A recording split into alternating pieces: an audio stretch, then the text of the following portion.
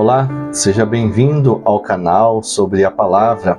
Hoje, dentro de biografia dos personagens, estaremos falando de uma pessoa importante, o apóstolo Paulo. Então, nós vamos estar falando sobre a sua trajetória, de uma forma assim resumida, prática, para que vocês possam estar entendendo qual foi a trajetória de vida do apóstolo Paulo desde o seu nascimento, seu estudo, a sua trajetória de vida até a sua morte, o martírio que teve o apóstolo Paulo. Mas quem foi Saulo ou Paulo de Tarso? Vamos estar observando aqui. Paulo é o nome romano de Saulo. Então, Saulo, nome hebreu, Paulo é o nome romano. Digo, Paulo de Tarso, o conhecido apóstolo Paulo. Ele, sem dúvida, é um dos personagens bíblicos mais conhecidos por todos os cristãos, considerado como sendo o maior líder do cristianismo. Autor de 13 epístolas ou cartas presentes no Novo Testamento da Bíblia Sagrada. Há quem considere também a carta de Hebreus uma autoria de Paulo, tendo como sua referência o seu conteúdo, ele sendo totalmente um conteúdo paulino. Então, há quem considere Hebreus, não temos nenhuma prova, como as outras cartas que Paulo diz, de uma forma clara sobre a autoria dele, mas aos Hebreus nós vemos que o conteúdo é paulino, segue a mesma linha dos escritos de Paulo, mas mesmo assim, como nós não temos algo afirmativo, pelo seu conteúdo, alguns consideram ele sendo também uma carta de Paulo. Seguindo aqui, nós vamos estar vendo o que a Bíblia nos fala a respeito do Paulo, do apóstolo Paulo. Em Romanos 11, capítulo 11, versículo 1, a parte B, nos diz o seguinte, Paulo dizendo em Romanos: eu mesmo sou israelita, descendente de Abraão, da tribo de Benjamim. Então já deu algumas descrições a respeito dele. Em Filipenses capítulo 3, versículo 5 ao 7, diz: circuncidado ao 8º dia de vida, pertencente ao povo de Israel, à tribo de Benjamim, verdadeiro hebreu quanto à lei, fariseu, quanto ao zelo, perseguidor da igreja, quanto à justiça que há na lei, irrepreensível. Que já nos deu alguns detalhes a mais, falando que ele era um fariseu, que ele seguia as regras, as normas da lei, em ocasião na lei mosaica. Quanto ao zelo, perseguidor da igreja, porque Paulo tinha, a princípio, quando ele perseguia a igreja, como que os cristãos fossem uma seita que traria algum dano ao judaísmo. Então, aí em Filipenses ele vai falar alguns detalhes a mais. Temos mais algumas referências que nós vamos ver em Atos, nós vamos estar analisando aqui, capítulo 21, versículo 39, parte B. Diz o seguinte: sou judeu, cidadão de Tarso, já deu mais uma referência da sua cidade, Cidadão de Tarso, cidade importante da Cilícia. Atos 22, verso 3, diz o seguinte: sou judeu, nascido em Tarso da Cilícia, mas criado nesta cidade. No caso, ele estava se referindo a Jerusalém. Fui instruído rigorosamente por Gamaliel na lei de nossos antepassados, sendo tão zeloso por Deus quanto qualquer de vocês hoje. Então aí nós temos a referência também que ele teve um estudo aos pés de Gamaliel, que era um famoso rabino, ou ele atingiu um título, ou uns dizem, segundo a história, que ele atingiu o título de Rabã, que significa além de Rabi ainda, além de mestre, seria o mestre dos mestres. Nós vamos estar analisando. Atos 23, 6, verso 23, verso 6, a parte B, nos diz: irmão, sou fariseu, filho de fariseu. Alguns dizem que Paulo tinha a sua cidadania romana pelo fato de, da parte de sua mãe ser judia e da parte de seu pai romano, mas na verdade os seus pais eram judeus e ele tinha a cidadania, nós vamos estar analisando, por algumas regalias dadas a algumas pessoas importantes da época, mesmo judeus, importantes na cidade, eles tinham como adquirir de algumas formas a cidadania romana. E Paulo tinha adquirido essa cidadania romana. O que podemos dizer sobre o nascimento e a família de Paulo? Vamos estar aprofundando mais isso. Ele nasceu por volta do ano 5 depois de Cristo, em Tarso, aproximadamente o ano 5 depois de Cristo. Como nós estamos falando em cronologia bíblica, ela não é exata ao pé da letra, em dias e meses e anos, tá? Ela dá alguma certa divergência, mas aproximadamente nasceu por volta de 5 depois de Cristo, em Tarso, na Cilícia, hoje uma região da Turquia. Tarso era um próspero centro mercantil e intelectual do mundo romano, equivaleria hoje a uma cidade universitária próxima a um polo industrial desenvolvido tecnologicamente. Vou citar a minha região ali, próxima de Campinas, né? Então Campinas ali seria como se fosse um polo, uma região, né, de uma cidade universitária, um polo industrial desenvolvido tecnologicamente. Filho de uma família judaica da tribo de Benjamim, que embora seja uma família da diáspora, que seria a diáspora? A diáspora são os judeus que foram forçados a sair de Jerusalém. Então, era descendente da família que saiu de Jerusalém por algum motivo, político que seja, foram forçados a sair. Tem alguns contextos que nós vamos ver na história que a maioria dos judeus foram forçados a sair. Depois de 70 depois de Cristo, nós temos esse relato histórico que os romanos, o imperador, ele expulsou os judeus ali da sua cidade de Jerusalém, e eles precisaram estar se alocando, mudando para cidades na região ou países diferentes. Então, ele era descendente, né, de uma família da diáspora. Gozava dos privilégios da cidade romana, motivo do apóstolo Paulo ter cidadania romana, como eu já comentei, né? Um antigo costume judeu era ensinar às crianças algum trabalho útil. Nesse caso, a Paulo não foi diferente. Ele tornou-se tecelão. Aí nós vemos algumas passagens que falam que Paulo trabalhava a fabricar tendas, e as tendas naquela época era feita de uns tecidos, né? Umas lãs, uns linhos especiais para estar tecendo e criando esse material para estar colocando nas tendas. E Paulo, ele era um tecelão. Seguindo aqui no nosso estudo, vamos estar aprofundando um pouquinho mais a respeito do apóstolo Paulo, o que sabemos sobre sua educação. Então, aproximadamente aos 5 anos, ele teve o primeiro contato com os estudos, aprendendo sobre a história dos patriarcas e toda a história e trajetória de Israel. Isso era um costume dos judeus, a partir dos 5 anos, já estar em contato com a história dos patriarcas e com a trajetória e a história toda de Israel.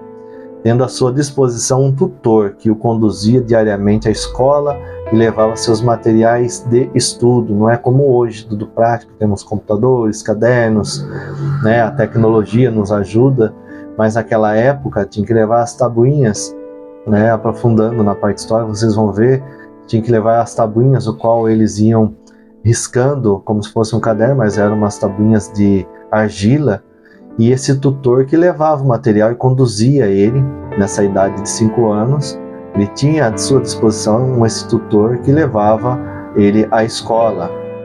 Aproximadamente aos 10 anos ele tem contato com a lei oral, toda a lei oral dos judeus, ele tinha esse contato.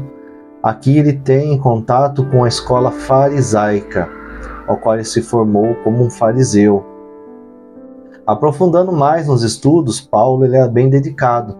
Então, aproximadamente dos 13 aos 15 anos, ele agora muda para Jerusalém, para estudar um grau acadêmico maior, podemos dizer um nível superior.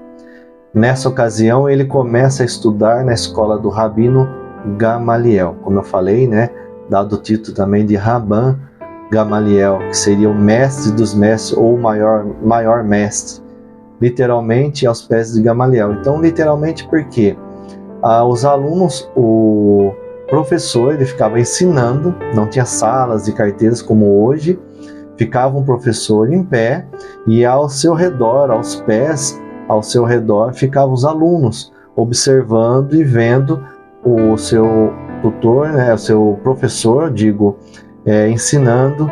Então, literalmente, ele ficava, como diz a palavra, aos pés de Gamaliel. Seguindo aqui sobre Paulo, o que nós vemos mais, né? Aqui vemos Paulo como perseguidor da igreja. Então vamos estar focando nisso agora.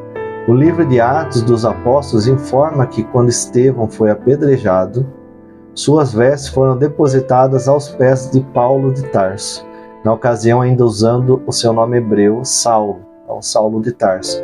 Está relatado em Atos capítulo 7, versículo 58. Após esse episódio da morte de Estevão, Paulo assumiu uma posição importante na perseguição aos cristãos. Ele recebeu autoridade oficial para liderar as perseguições contra os cristãos. Além disso, na qualidade de membro do Concílio do Sinédrio, ele dava o seu voto a favor da morte dos cristãos. Nós vemos isso aí em Atos capítulo 26, versículo 10, falando a respeito que ele tinha esse voto, dava esse voto a favor da morte dos cristãos.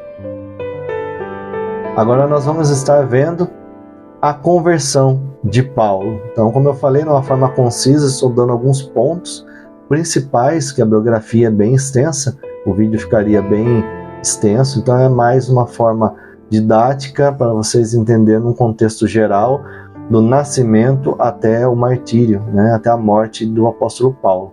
Então, a conversão de Paulo se deu de que forma? As narrativas do livro de Atos e as notas do próprio apóstolo Paulo em suas epístolas sugerem uma repentina conversão. Então foi algo rápido, de uma hora para outra. O que se sabe realmente é que Paulo partiu furiosamente em direção a Damasco com o intuito de destruir a comunidade cristã naquela cidade. E de repente algo inesperado aconteceu, algo que causou uma mudança radical, não só na vida de Paulo, mas no curso da história da igreja. Nós vemos esse relato em Atos capítulo 9, do versos 3 ao 6. Vocês veem que eu estou dando algumas referências bíblicas, não estou colocando o versículo para nós sermos mais concisos nas palavras, mas podem estar analisando os assuntos dentro dessas referências bíblicas. Seguindo mais, após a conversão do apóstolo Paulo, nós vamos estar analisando agora o início do ministério do apóstolo. Após o encontro que teve com Cristo, o apóstolo Paulo chegou em Damasco e recebeu a visita de Ananias, e foi ele quem o batizou. Nós vemos a referência em Atos 9, do versículo 17 ao 18. E foi naquele mesmo lugar em Damasco que Paulo começou sua obra evangelística. Não há informações detalhadas sobre os primeiros anos do seu ministério, não temos muitos detalhes. O que sabemos é que Paulo pregou rapidamente em Damasco e depois foi passar um tempo na Arábia. Nós vemos a referência em Atos capítulo 9, versículo 20 ao 22 e Gálatas capítulo 1, versículo 17. A Bíblia não esclarece o que ele fez ali, na Arábia, nem o local onde ficou. Naquela ocasião, ele fugiu para Jerusalém, seguindo aí depois desse contexto, está em Gálatas capítulo 1, versículo 18. Nesse tempo havia completado cerca de 3 anos de sua conversão. Então nós vemos ali que ele estava pregando em Damasco, depois foi para a Arábia, aí passando-se esse tempo, nessa ocasião ele fugiu para Jerusalém. Não temos muitos detalhes sobre isso, mas foi um tempo que havia se completado já 3 anos de sua conversão. Paulo tentou juntar-se aos discípulos, neste caso que ele fugiu para Jerusalém, porém estavam todos receosos com ele. Foi então que Barnabé se dispôs a apresentá-lo, aos líderes dos cristãos. Entretanto, seu período em Jerusalém foi muito rápido, pois novamente os judeus procuravam assassiná-lo. Por causa dele ter se convertido, o que ele perseguia, agora ele se tornou sendo um perseguido. Segundo o que ele próprio afirma em Gálatas 1,18, como citei ali acima, ele ficou somente 15 dias com o apóstolo Pedro.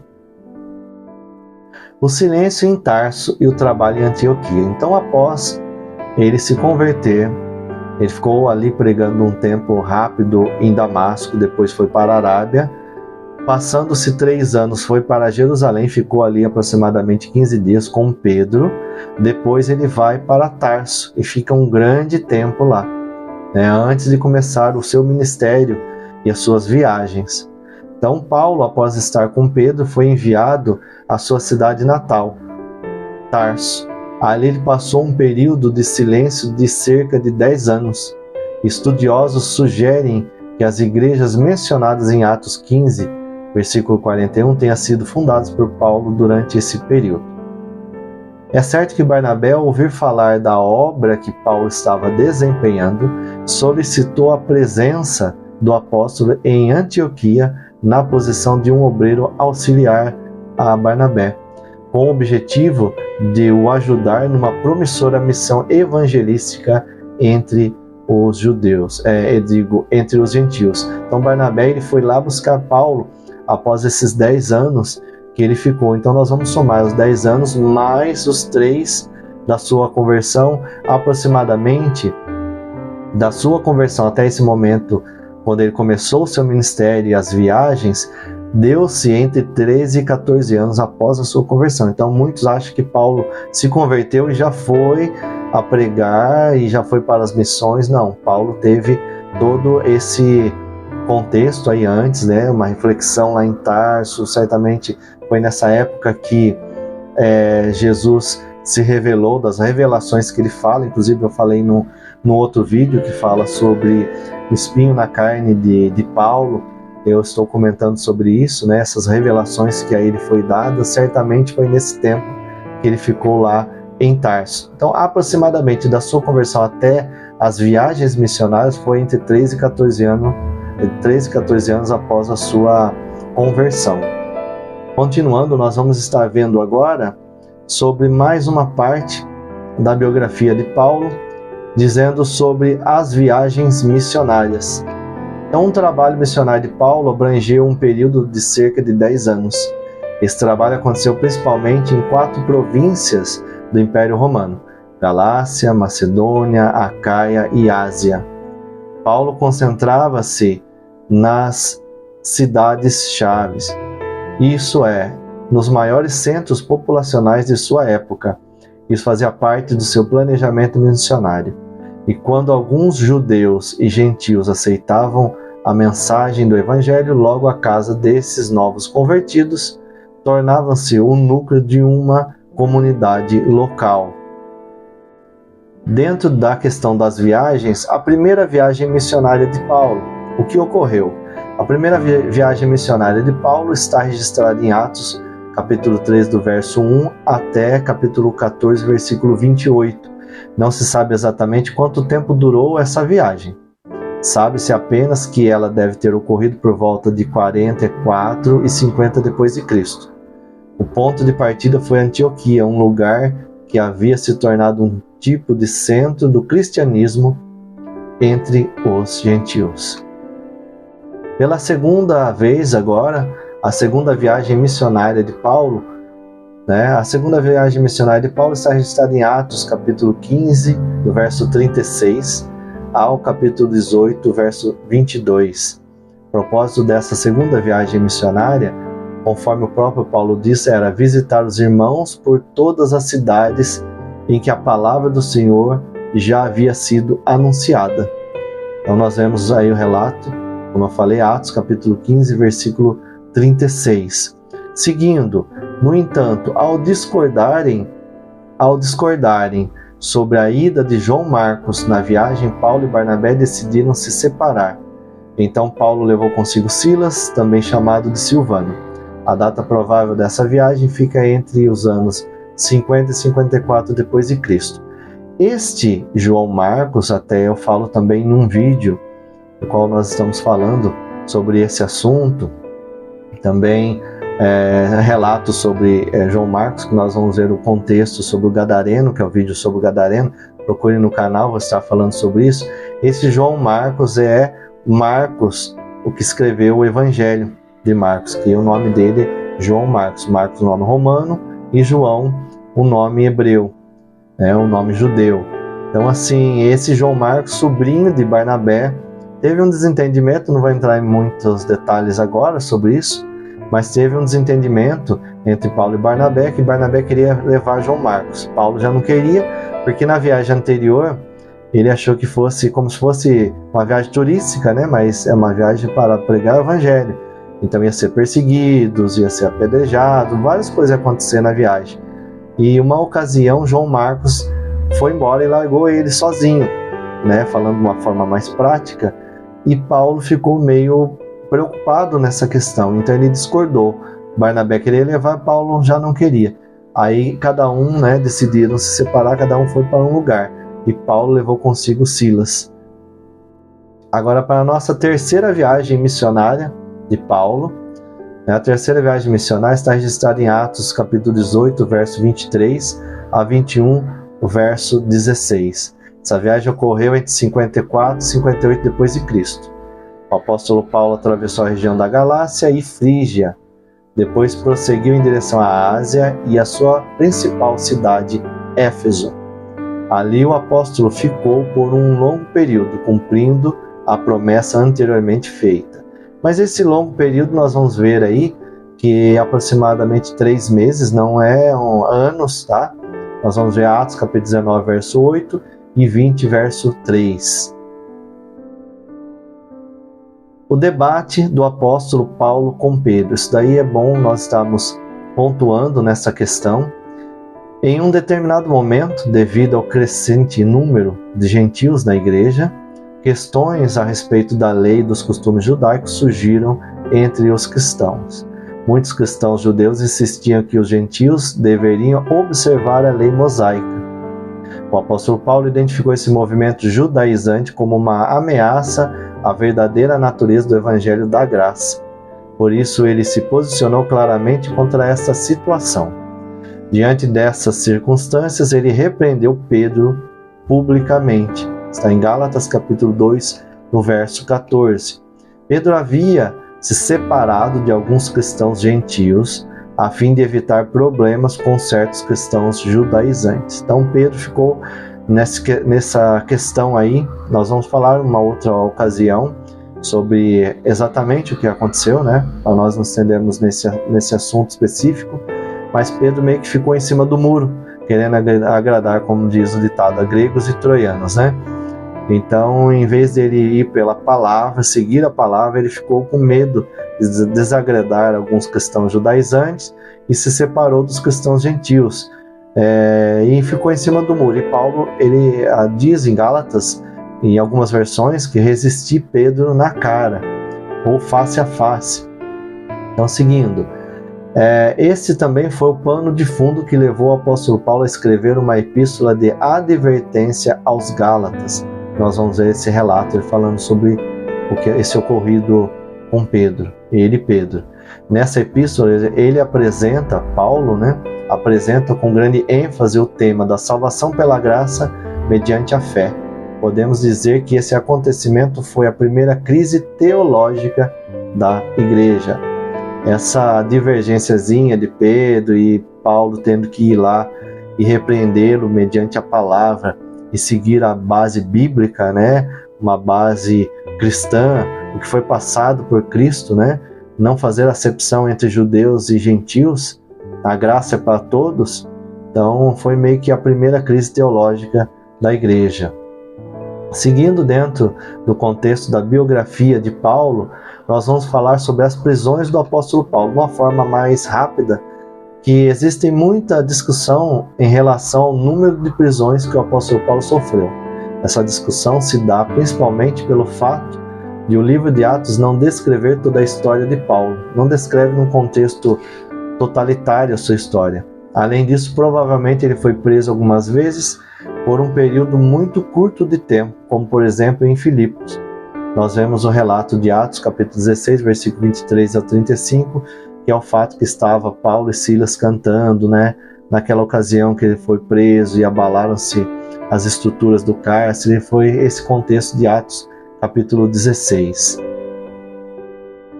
Por fim, nós vamos ver o martírio em Roma. Paulo novamente foi aprisionado em Roma. Desta última vez, ele acabou executado pelas mãos de Nero, por volta de 67 e 68 depois de Cristo. Está em 2 Timóteo, o relato, capítulo 4, versículo 6 ao 18. Então, se nós vamos ver de 5 depois de Cristo, nascimento de Paulo, até a sua morte, Paulo aproximadamente estaria numa idade, no seu falecimento, entre 63 e 65 anos, mais ou menos, de idade. Diferente de João, que nós vamos ver que João ele ficou bem idoso, num contexto que eu vou estar falando sobre a biografia de João. João foi o último dos apóstolos que faleceu, por último de todos eles, e ele faleceu de velhice, não foi martirizado. Nós vamos estar na biografia de João, estar relatando sobre esses detalhes. Tudo isso indica que as epístolas pastorais documentam situações não historiadas em Atos, como já relatei anteriormente.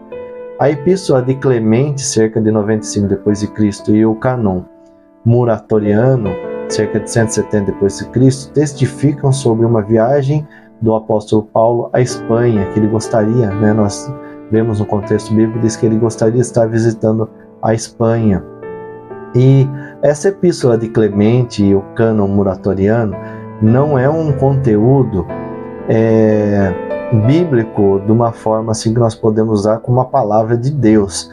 Nós podemos usar como um contexto histórico. Os pais da igreja, igual a epístola de Clemente, é um dos pais da igreja, ele dá alguns detalhes da história que nós não temos no nosso cânon bíblico, mas não é inspirada por Deus, deixar isso claro. Eu coloquei essa citação da epístola de Clemente e o cânon Muratoriano para efeito histórico. Nós podemos complementar dentro da parte histórica, no caso aqui a biografia de Paulo, para nós entendermos algum contexto que não estão relatados historicamente pela Bíblia, pela palavra de Deus, mas não é um conteúdo tido como inspirado por Deus. A Bíblia é só nossos 66 livros que nós temos, Velho e Novo Testamento. Ok? Nós vamos estar encerrando por aqui. Se tiver algumas dúvidas, pode estar colocando nos comentários, vou estar respondendo.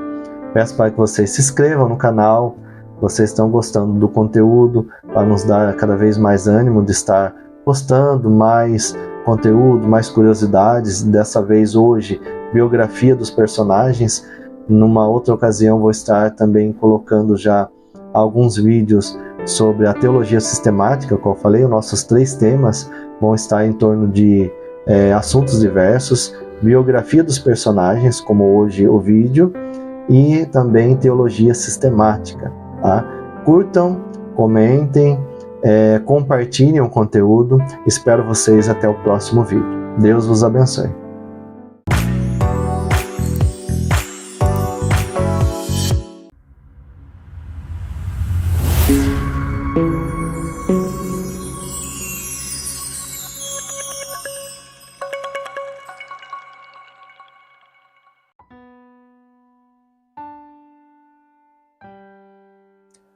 Olá, seja bem-vindo ao canal sobre a palavra. Hoje estaremos falando de um tema o qual tem despertado muita curiosidade no meio cristão, sobre o espinho na carne do apóstolo Paulo. Então, o que era o espinho na carne do apóstolo Paulo? Estaremos falando hoje sobre esse assunto. Mas antes disso, eu gostaria de estar pedindo para você que está gostando dos nossos conteúdos, se inscreva no canal, compartilhe, dê o like, ative o sininho, compartilhe este material com mais pessoas para que possam estar aprendendo um pouquinho mais também da palavra de Deus. E toda semana estarei trazendo mais conteúdos aqui no canal, ok? Vamos estar falando então sobre o que era o espinho na carne do apóstolo Paulo. Estaremos iniciando a partir de 2 Coríntios capítulo 12, verso 2, 4 e 7. Todas as referências são da NVI, da Nova Versão Internacional. Quando tiver alguma versão diferente, eu estarei citando ali no slide qual a versão que estarei fazendo menção que seja diferente da NVI. Então, 2 Coríntios 12, capítulo 2, verso 4 e 7, diz assim: conheço um homem em Cristo que há 14 anos foi arrebatado ao terceiro céu. Se foi no corpo ou fora do corpo, não sei. Deus o sabe. Foi arrebatado ao paraíso e ouviu coisas indizíveis, coisas que ao homem não é permitido falar. Para impedir que eu me exaltasse por causa da grandeza dessas revelações, foi-me dado um espinho na carne, um mensageiro de Satanás para me atormentar. Então, essa é a carta que Paulo escreveu aos Coríntios, né? A segunda carta que ele escreveu aos Coríntios. Paulo não quer declarar, a princípio, nos 2 primeiros versículos, o 2 e o 4, que esse homem, né, que ele conhecia em Cristo, não quis declarar diretamente que foi ele. Mas nós vemos aí que esse homem que Paulo cita é o próprio Paulo, diz que foi arrebatado ao paraíso, mas no versículo 7 ali diz: para impedir que eu me exaltasse por causa da grandeza dessas revelações. Então aí nós vemos que é o próprio apóstolo Paulo. E nós vemos dentro desse texto que ele está falando que Deus deu grandes revelações, algo que estava oculto até o momento que foi revelado a Paulo. Dentro dessa questão, nós vemos que por conta disso foi dado a Paulo um espinho na carne.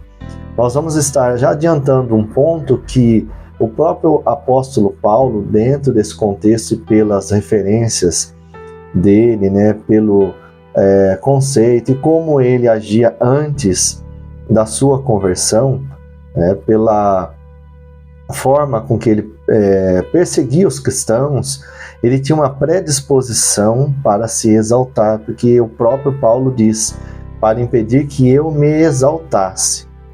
Essa referência não quer dizer, não está aí no texto somente por estar. Então, esse para impedir que eu me exaltasse, havia uma chance de que ele se exaltasse. O próprio Paulo tinha ciência disso. Não que ele se exaltou com as revelações, mas tinha uma predisposição. Por isso que nós vamos ver que Jesus deixou esse espinho na carne de Paulo. Então vamos estar continuando dentro do texto e seguindo mais os assuntos. Vamos refletir sobre o que era esse espinho na carne do apóstolo Paulo e o que quer dizer um mensageiro de Satanás para o atormentar. Vamos ver esses 2 pontos a princípio, depois nós estaremos fazendo a conclusão e entendendo o que seria esse contexto. Mas o que poderia ser esse espinho na carne? A maioria dos teólogos e historiadores são unânimes em afirmar que o espinho na carne de Paulo poderia ser alguma enfermidade relacionada aos seus olhos, pois quando ele teve um encontro com Jesus na estrada de Damasco, a luz divina brilhou tão forte sobre ele que acabou por ficar cego 3 dias, e após a oração de Ananias, escamas caíram de seus olhos e pôde ver novamente. Então, dentro dessa síntese, desse resumo que nós fizemos aí, nós vamos estar vendo com algumas bases bíblicas. Então, a maioria dos teólogos e historiadores crê neste sentido de que esta doença tinha relação a uma doença nos olhos. A Bíblia não nos fala exatamente qual seria esse espinho na carne, mas a ênfase grande que fosse nos olhos, essa doença nos olhos, nós vamos estar examinando dentro das Escrituras. Com base nos textos, Paulo pode ter desenvolvido um tipo de conjuntivite. Então, um tipo de conjuntivite que ele poderia ter desenvolvido.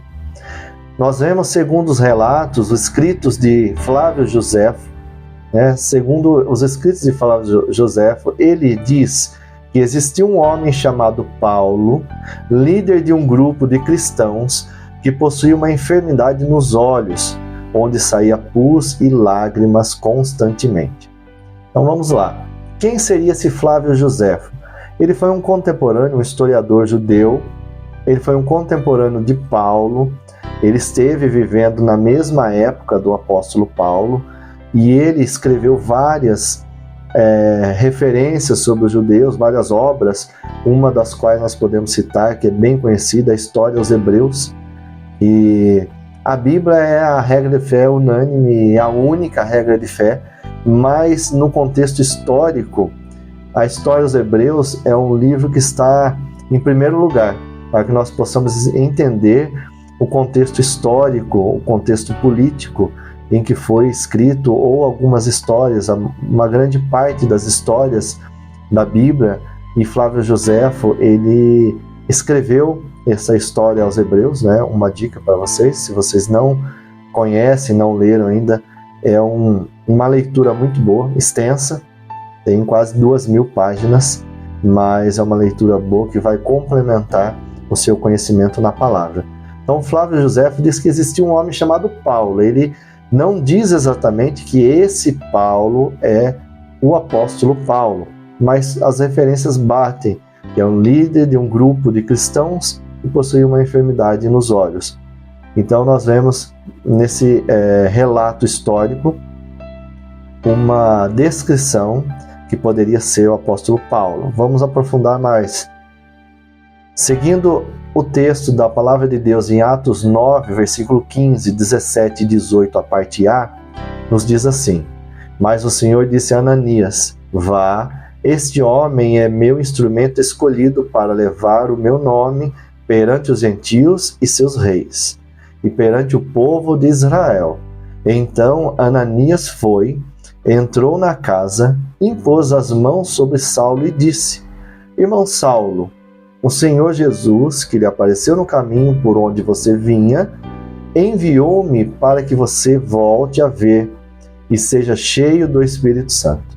E imediatamente algo como escamas caiu dos olhos de Saulo e ele passou a ver novamente. Nesse relato de Atos capítulo 9, Paulo ainda é descrito o seu nome como Saulo, o seu nome judeu, e Paulo é o nome grego, que ele começou a utilizar depois da conversão. Mas tanto Saulo como Paulo é a mesma pessoa, são a mesma pessoa. Então aí nesse contexto fala o nome de Saulo.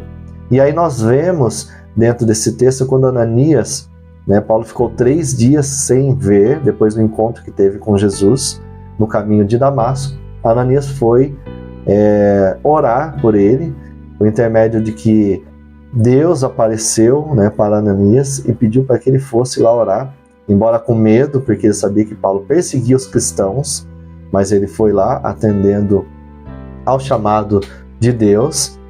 E quando orava, imediatamente, após a oração, algo como escamas, foi cair dos olhos de Saulo. Então nós vemos que já tem algum relato que após a oração Deus fez um milagre e ele começou a ver.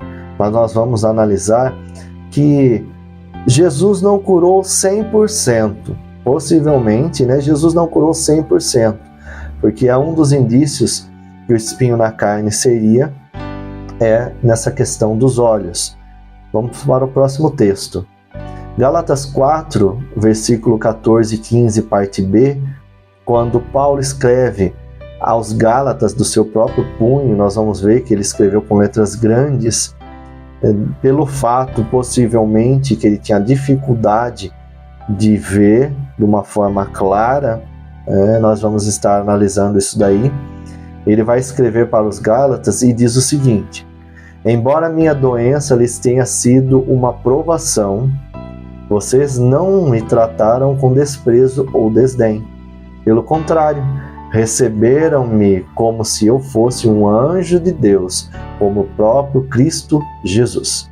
Só um parêntese, porque ele diz Cristo Jesus em vez de Jesus Cristo, como é o nosso hábito aqui no Ocidente, de estar falando Jesus Cristo, como se Cristo fosse um sobrenome para Jesus. Mas nós sabemos que Cristo é a interpretação, no português, de Messias, ungido, de Messias, e Jesus, o nome mesmo de Jesus. Então, na palavra de Deus, quando diz Jesus, o Cristo, significa Jesus, o Messias, o ungido, aquele que haveria de vir. Então, nesse contexto, por que Paulo coloca como o próprio Cristo Jesus? Então, como o próprio, ele quis colocar nesse contexto, como o próprio Messias, o Cristo, né? Então, como o próprio Messias, o Cristo, isso no caso, Jesus. Por isso que ele inverte. É só uma observação, um parêntese aí, a título de conhecimento. Continuando, na segunda parte diz assim: tenho certeza que, se fosse possível, vocês teriam arrancado os próprios olhos para dá-los a mim. Então esse texto faz referência que ele tinha uma enfermidade, uma doença em próprio Paulo relata ali no versículo 14 e 15b, e ele diz que eles vendo essa deficiência, essa doença dele, por eles amarem tanto Paulo, eles tinham no seu íntimo, né, no seu coração, até o desejo que, se fosse possível, dar os olhos para Paulo, tirar e dar para Paulo. Aí nós vemos essa referência falando a respeito da doença e dos olhos. Mais um texto que é Gálatas 6, capítulo 6, versículo 11, como eu fiz a referência, agora nós estamos com o texto. Paulo escreve desta forma: vejam com que letras grandes estou lhes escrevendo de próprio punho. Então não era costume do próprio Paulo escrever, ele utilizava de outras pessoas para que escrevesse para ele não perder a linha de raciocínio. Não é como hoje nós temos a mídia, nós temos cadernos, nós temos computadores, celulares. Então, para não perder a linha de raciocínio, era moroso, era dificultoso pensar e escrever naquela época. Não tinha papel como hoje, canetas. Então era uma forma mais difícil. Então ele ia coordenando as ideias conforme ele ia falando. Tinha um copista que fazia a escrita, né, que copiava tudo que Paulo falava, eles anotavam, faziam essa anotação nas cartas para serem enviadas. Então, neste caso, o próprio Paulo não era hábito dele fazer. Ele diz que vejam com que letras grandes estou escrevendo do próprio punho. Foi algo incomum. E nos indica que uma certa dificuldade na visão Paulo tinha para escrever com letras grandes. Atos 26, 12 e 13 nos diz o seguinte: numa dessas viagens, quando fala da conversão, e aí no caso Lucas, que foi o escritor de Atos e do Evangelho de Lucas, ele foi um discípulo de Paulo, assim conforme João Marcos, num outro vídeo aqui no canal, quando eu falo a respeito do Gadareno, o tema sobre o Gadareno, o missionário entre os gentios, o primeiro missionário que não foi Paulo. Então, quando eu falo a respeito desse missionário que é o Gadareno, eu falo sobre João Marcos. Então, assim como Lucas foi um discípulo de Paulo, João Marcos foi um discípulo de Pedro. Aí Lucas, ele relata pela segunda vez a experiência de Paulo, aí em Atos capítulo 26, a experiência de Paulo na sua conversão. Só que ele dá mais detalhes, diferente da primeira vez, da primeira menção no começo de Atos, que ele fala de uma forma mais rápida, mais sucinta a respeito dessa conversão.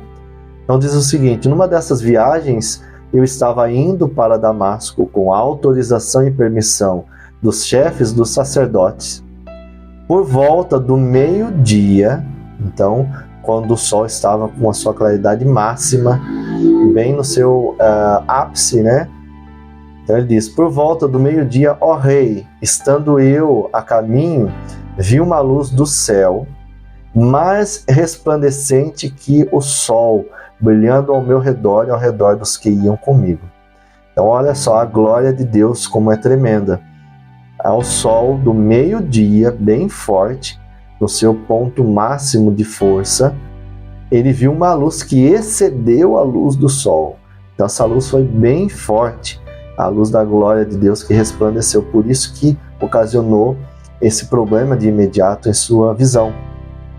Então nós vemos aí no relato de Atos capítulo 26, 12, dentro daquela síntese, daquele resumo que eu fiz no início. Então, pelo fato da luz ser tão intensa que Paulo ficou sem a visão, né, da luz da glória de Deus, que excedeu até o sol do meio-dia. Paulo ficou 3 dias sem ver. Quando Ananias veio e orou por ele, escamas caíram dos seus olhos. E aí nós vemos as confirmações daquele resumo dentro de uma forma mais prática que eu coloquei para vocês entenderem. E agora nós estamos acompanhando os textos bíblicos que dão base para isso. Atos 26 vai dar essa referência para nós. Seguindo, o que quer dizer um mensageiro de Satanás para o atormentar? Então, no conteúdo anterior que nós vimos sobre o espinho na carne de Paulo, que é o tema principal, nós vemos que o sol do meio-dia, a luz de Deus excedeu esse sol. Quando Ananias orou, escamas caíram dos seus olhos. Nós vimos que os indícios de ser a doença, né, essa enfermidade, esse espinho na carne que incomodava tanto a Paulo, que a palavra de Deus, ele disse que orou por 3 vezes para que Deus tirasse, mas Deus disse que a minha graça te basta, porque o meu poder se aperfeiçoa na fraqueza. E Jesus, como sonda os corações, como o Salmo 139 diz que ele é o Deus que sonda. Davi, quando escreveu esse salmo, ele pediu para Deus sondar o seu coração e ver o que há dentro dele, se havia algo mal, porque às vezes nem nós mesmos conseguimos nos entender, ver aquilo que está dentro de nós, mas Cristo ele vê muito mais profundo e mais além do que nós vemos. Ele viu que Paulo tinha essa predisposição para se exaltar e aí deixou esse espinho na carne. Possivelmente, como eu disse, a palavra de Deus, ela não dá exatamente que este seria, mas grandes indícios diz, né, mediante a palavra de Deus, dá uma base para que seja essa enfermidade nos olhos, parecido com um tipo de conjuntivite, como eu coloquei ali. Agora, vamos ver a segunda parte. O que quer dizer um mensageiro de Satanás para o atormentar? A primeira parte foi algo físico, exatamente. Agora aqui nós estamos vendo uma parte mais espiritual, uma parte mais íntima, que age não no físico exatamente. Não quer dizer, aí diz atormentar, né? Algumas versões falam para esbofetear, não quer dizer que o diabo aparecia e começava a bater em Paulo. Então é a colocação, uma forma coloquial, que algo que afligia ele. Então nós vemos ali dentro dessa questão mensageiro de Satanás para o atormentar, assim podemos juntar o problema físico de Paulo com essa segunda parte, uma questão espiritual ao qual Paulo enfrentava. Possivelmente, dentro da palavra de Deus, utilizando a exegese com base nos textos bíblicos, nós podemos entender algo que possivelmente a doença de Paulo o lembrava do encontro com Jesus e o porquê estava a caminho de Damasco. Que a palavra de Deus diz que Paulo respirava tons de ameaça e morte. Ele buscava matar os cristãos de qualquer forma. Então ele estava indo no sentido de buscar pessoas para afligir, para matar os cristãos. Então, nesse sentido, ele estava indo no caminho de Damasco, procurando pessoas para afligir. Seguindo ali, portanto, se utilizando da prerrogativa, agora segundo ponto, Paulo estava indo para Damasco e ele, com esse problema físico, fazia lembrar o porquê ele estava indo para Damasco. Vamos entender dessa forma. O porquê. Antes, um perseguidor agora está sendo perseguido por conta da palavra de Deus. Então ele fica meio que lembrando das coisas que ele fazia para afligir a igreja. Aí, nesse contexto, o acusador, nosso acusador das nossas almas, Satanás, então nós vamos ver ali, portanto, se utilizando da prerrogativa de acusador, isto Satanás, creio que assim como age hoje, para conosco também, o mensageiro de Satanás acusava Paulo das atrocidades que ele fez para com os seguidores de Jesus Cristo. Com base nos textos, podemos entender sobre o acusador. A Bíblia nos dá base de uma forma clara que Satanás é o nosso acusador. E o próprio nome Satanás, a origem no latim, significa inimigo, opositor. Então quem opõe, quem é inimigo, é alguém que acusa, é alguém que luta contra nós. Jó, capítulo 1, versículo 6, na nova versão transformadora, na NVT, diz assim: certo dia os anjos vieram à presença do Senhor e Satanás, o acusador, veio com eles. Mais uma referência, Apocalipse, capítulo 12, versículo 10, diz assim: então ouvi uma voz, uma forte voz do céu que dizia: agora veio a salvação, o poder e o reino do nosso Deus e a autoridade do seu Cristo. Foi, pois, lançado fora o acusador dos nossos irmãos, que os acusa diante do nosso Deus dia e noite. Quando adquiriu este espinho na carne? Então nós vamos agora para mais uma questão, mais uma pergunta. Nós vimos sobre o espinho na carne, algumas referências bíblicas, possivelmente esse espinho era uma doença nos olhos, parecida com conjuntivite. A questão do mensageiro que vinha atormentar Paulo pode ser nessa questão de um acusador falar: mas como você está pregando a palavra, você perseguia, você matava, você fez isso, aquilo, outro, e agora você quer ficar, vamos dizer assim, como se fosse santo, né? Que o acusador vem nos afligir a cada dia sobre as coisas passadas. Mas a palavra de Deus diz que o passado Deus joga no mar do esquecimento. Nós podemos focar daqui para frente, mediante a palavra de Deus em Cristo, nós somos nova criatura, as coisas velhas se passaram, tudo se fez novo. E a cada dia mais, através de Cristo, não por nós mesmos, mas através de Cristo, nós somos santificados. E o próprio apóstolo Paulo diz: até o momento que nós atingirmos a estatura de varão perfeito, quando Cristo vier, ou nós formos, ou o arrebatamento, qual acontecer antes. Aí nesse momento, nós vamos estar, aqueles que morrerem antes, vão estar com Cristo aguardando, mas no momento do arrebatamento seremos transformados com corpos glorificados, parecido com os dos anjos, como diz a palavra de Deus. Agora nós vemos todo esse contexto do espinho na carne, do mensageiro de Satanás. Então vamos entender quando adquiriu esse espinho na carne. Porque quando nós lemos ali em 2 Coríntios, dá a entender, quem não lê o contexto e não vai pesquisar o contexto histórico, bíblico, e vai mais a fundo, vai achar que foi naquele momento que foi dado o espinho. Mas não. Paulo diz que há 14 anos foi arrebatado ao terceiro céu, e para que ele não se gloriasse, foi-lhe dado um espinho na carne. Então, há 14 anos. Então, vemos que ele não adquiriu no momento em que ele relata o ocorrido. A segunda carta aos Coríntios foi escrita entre 52 a 54 depois de Cristo. Datas dentro do panorama bíblico, na ordem cronológica, não é uma ciência tão exata. Então, nós temos datas bem próximas e datas assim que não podemos pegar muito ao pé da letra, mas nesse contexto, entre 52 e 54 depois de Cristo, e foi escrito a segunda carta aos Coríntios, isto é, foi-lhe dado espinho na carne, 14 anos antes, por volta de 40 depois de Cristo, que indica o início do seu ministério.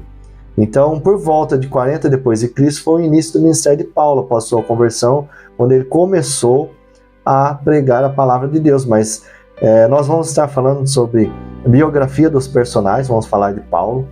Inclusive, eu ia colocar a biografia junto, mas ia ficar muito extenso. Vamos falar sobre a biografia de Paulo, possivelmente depois de João. Vou estar apresentando para vocês um vídeo sobre a biografia dos personagens. Vamos começar com Paulo. Depois de João, nós vamos estar aprofundando sobre isso. Então, no início do seu ministério, ele começou a pregar, mas pouco tempo não aceitando, as pessoas achando que era uma tática para Paulo cercar os cristãos, então as pessoas estavam receosas.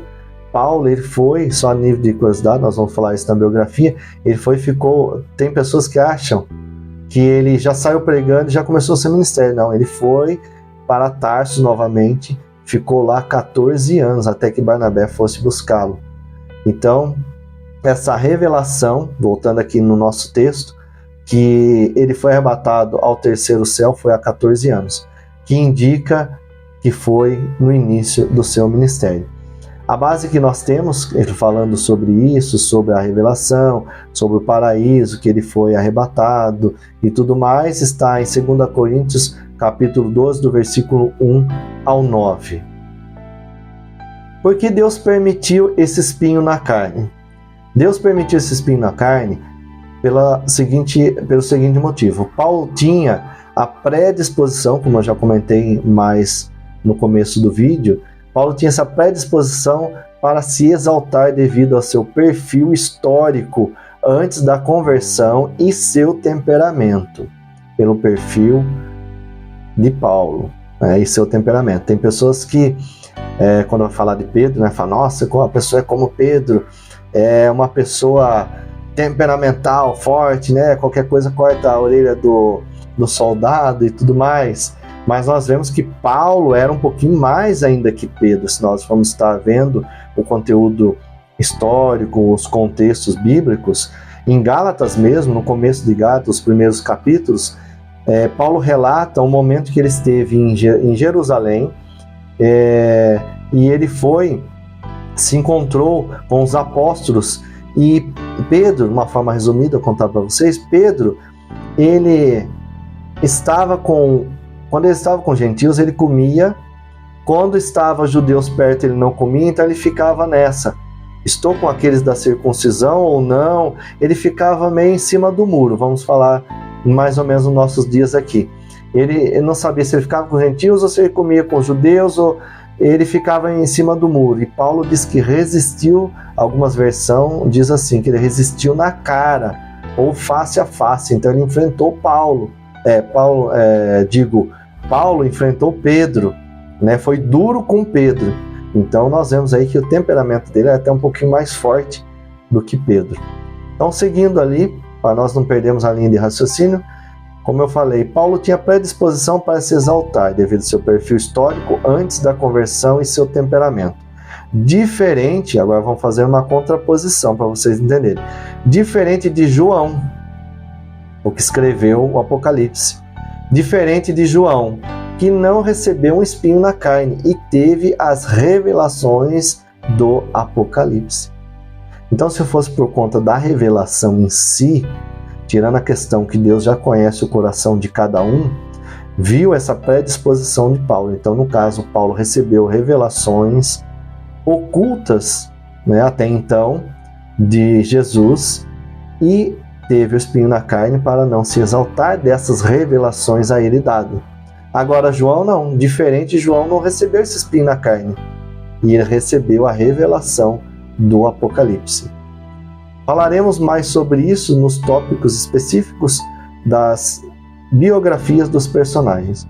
Como eu comentei anteriormente, nós vamos estar falando sobre Paulo, onde ele nasceu, onde ele estudou, o seu perfil, e nós vamos estar falando todos os detalhes que nós temos dentro do contexto bíblico, histórico, nós vamos estar falando, e depois nós vamos estar, mais para frente, fazendo um vídeo sobre a biografia de João, já que nós estamos comentando nesse vídeo sobre Paulo e comentamos sobre João, nós vamos estar fazendo futuramente aí, durante as semanas futuras aí, nós vamos estar toda semana trazendo conteúdo e nós vamos estar fazendo isso. Dentro de biografia dos personagens, estaremos falando mais sobre Paulo, e também quando viermos com a biografia de João, estaremos falando mais profundamente sobre a história de vida de João.